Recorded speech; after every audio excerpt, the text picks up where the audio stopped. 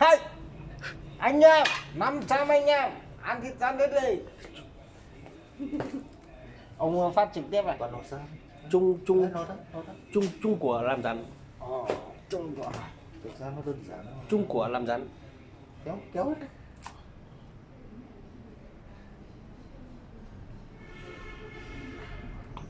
Sát sinh.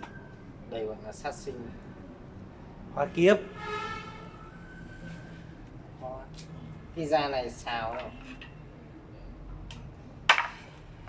Đấy, bắt đầu bạn phất này đi. Làm thêm con nữa. Cứ để đấy. Làm thêm con. Trứng để. Có phải trứng không? Trứng. Trứng ăn được không? Bạn cứ thọc hẳn tay bạn móc một con lên.